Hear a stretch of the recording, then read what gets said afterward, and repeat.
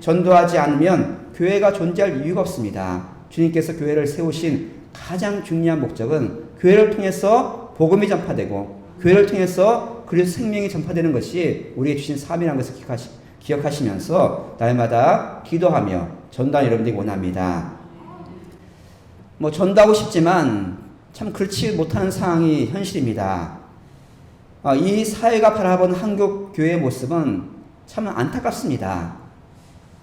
그동안 매년마다 조사하는 그런 결과를 보면 한국 교회가 신뢰도가 점점 떨어졌어요. 그런데 코로나19가 발생한 지 1년 만에 완전히 폭락했습니다. 한국 교회를 믿을 수 없다. 믿을 수 없는 단체라 그렇게 사람들이 평가하고 있습니다. 믿을 수 없는 단체 정도가 아니라 교회 그러면 치가 떨릴 만큼 이제 혐오의 대상이 되는 그런 상황에 처했습니다. 이러한 사회적 분위기 속에서 우리가 전도한다는 것은 결국 쉽지 않은 일입니다. 오히려 부정적인 결과를 가져올 수 있습니다. 하지만 그럼에도 불구하고 우리가 전도는 교회의 사명이고 주님의 명령이기 때문에 끝까지 우리가 최선을 다해서 전도해야 됩니다. 하여튼 전도할 때 무조건 열심만 가지면 안 되고 지혜롭게, 이 어려울수록 우리가 지혜롭게 잘 전도할 필요가 있습니다. 이제 코로나19 때문에 사람들과의 만남도 어렵고 길에서 전도하는 것도 쉽지가 않습니다. 예전 같으면 사람들이 나가서 밖에 가서 노방전도라 그러죠. 노방전도하고 참 그런 사람들이 그래도 관심을 가지고 그걸 통해서 교회 나오는 사람들이 많이 있었습니다. 하지만 지금 사람들이 모일 수 없고 심지어 가족도 만날 수 없는 상황에서 우리가 전도하는 것은 정말 어렵습니다. 자, 그럼에도 우리가 전도가 교회의 사명이 이상 우리가 아무리 어렵고 힘들할지라도 끝까지 우리는 전도를 해야 됩니다. 무작정 전도하는 것이 아니라 지혜롭게 전도하라고 오늘 본문을 말씀해주고 있습니다. 오늘 5절 말씀 보시면 외인에게 대해서는 지혜로 행하여 세월을 아끼라. 지혜로 행하라. 자, 사도 바울은 전도를 해서 전도의 문이 열리게 해달라고 기도를 요청하면서 이 전도는 그냥 하는 것이 아니라 지혜롭게 행해야 된다고 말씀하고 있습니다. 외인들, 즉 교회 밖에 있는 사람들, 안 믿는 사람들을 말하고 있습니다. 안 믿는 사람들에게 우리가 전도할 때 그냥 하는 것이 아니라 지혜롭게 행동해야 된다. 그렇게 말하고 있다는 것이죠. 예수님도 이 세상에 제 아들을 파송하시면서 뱀처럼 지혜로워야 된다.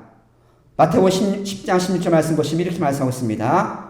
보라, 내가 너희를 보냄이 양을 이리 가운데로 보냄과 같도다. 그러므로 너희는 뱀같이 지혜롭고 비둘기같이 순결하라. 바로 이 시대에 우리에게 요청하는 말씀이 아닌가 생각됩니다.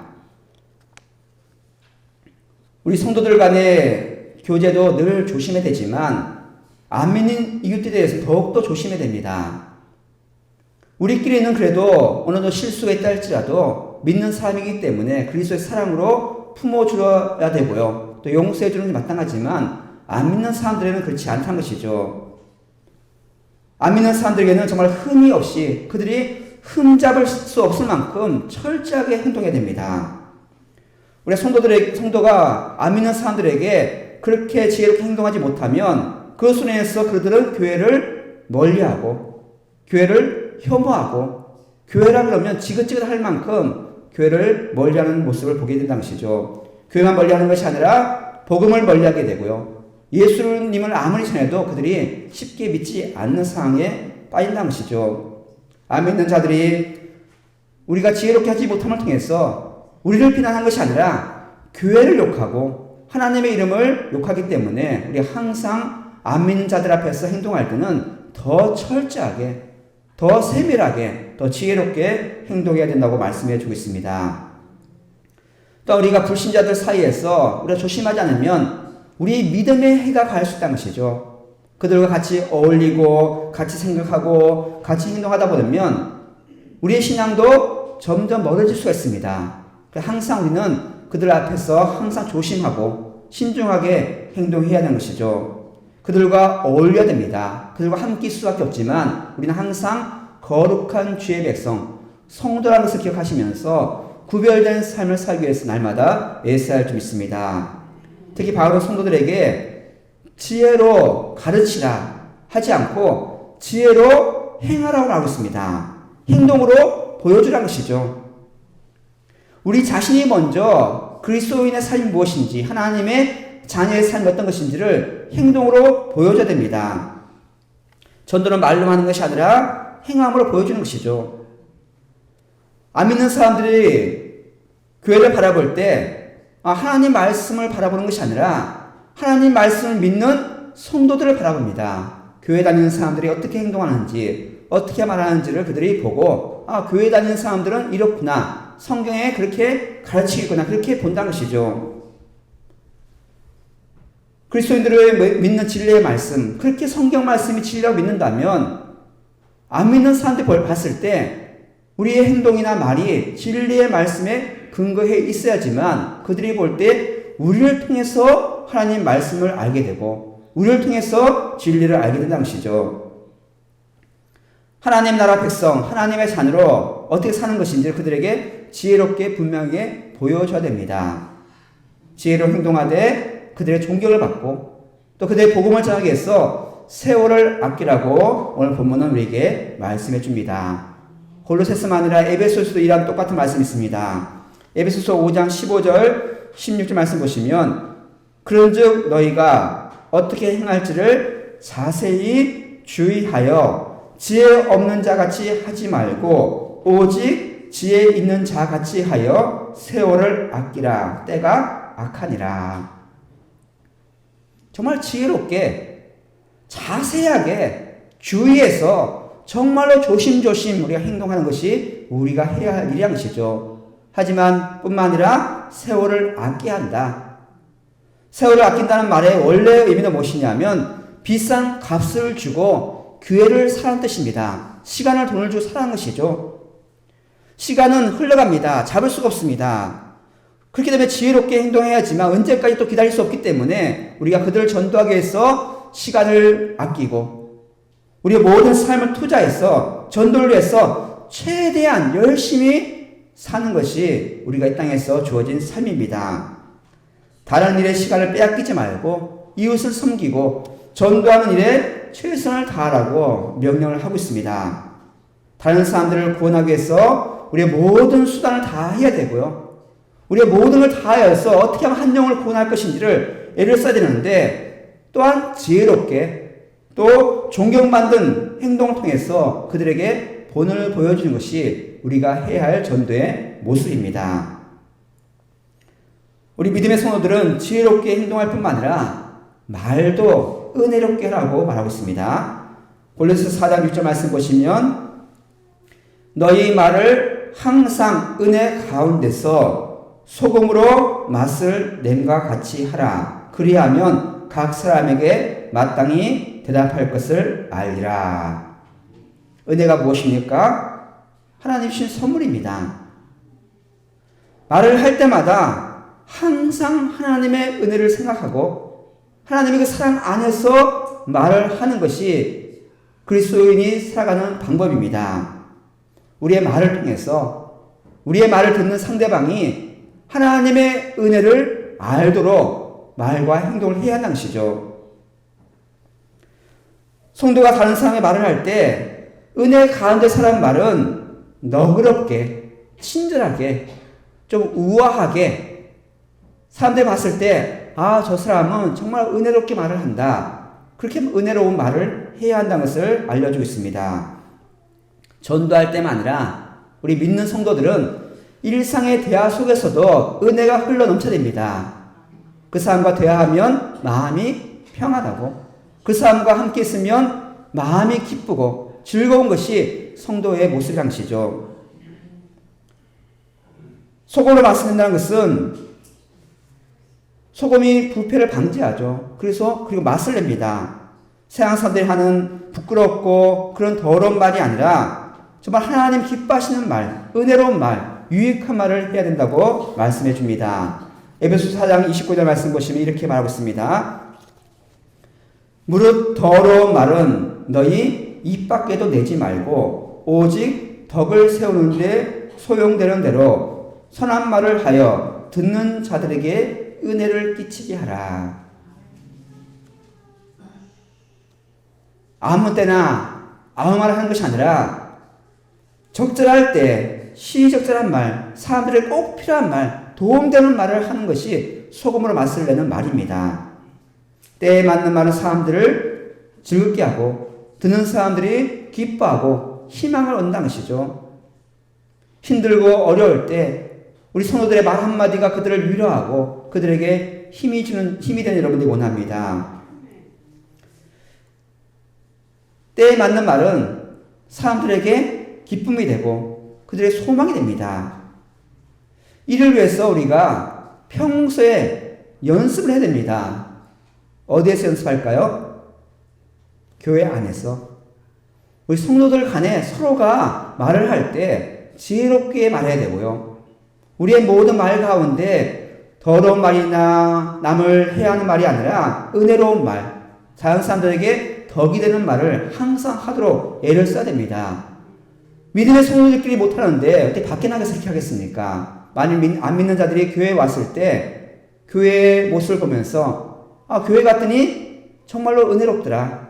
서로가 정말 친절하고 정말 은혜롭고 덕이 되고 그곳에 가면 정말로 내가 힘이 생기고 위로가 된다. 그것이 바로 우리가 보여줘야 할 모습이라는 것이죠. 우리 신자들끼리, 우리 성도들끼리 정말 조심하고 대부분 그렇잖아요. 말 때문에 상처받잖아요. 그래서 항상 조심하고 안 믿는 자들과 만날 때도 그들에게 은혜의 복음을 전할 수가 있는 믿음의 사람들이 되기 원합니다.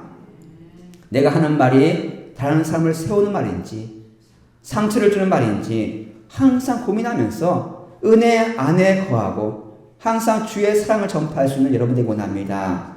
그리고 항상 사람들과 만날 때 나는 거룩한 주의 백성이다. 안 믿는 사람들이 우리를 볼 때 그냥 한 사람을 보는 것이 아니라 우리를 통해서 하나님을 바라볼 수밖에 없다는 것이죠. 저 사람 교회 다니는 사람, 하나님을 믿는 사람, 예수를 믿는 사람이라서 기억하시면서 거룩한 하나님의 백성답게 하나님처럼 거룩한 삶을 살기 원합니다. 평소에 안 믿는 사람들과 모였을 때 말도 함부로 하고 안 믿는 사람과 똑같이 부패하고 더러운 말을 하면서 갑자기 교회 나가자, 예수 믿어라. 그럼 누가 그 예수를 믿겠습니까? 우리들은 항상 안 믿는 자들에게 빛이 되고 소금이 되고 그들에게 하나님의 영광을 전하는 여러분들이 원합니다. 우리가 가는 곳마다 우리가 있는 곳마다 항상 소망이 가득하고 항상 행복하고 항상 하나님의 은혜가 넘치는 귀한 믿음의 성도가 되길 간절히 소망합니다. 말씀 읽겠습니다. 지금 코로나19 때문에 온 세계가 그리고 교회가 큰 위기에 빠졌습니다.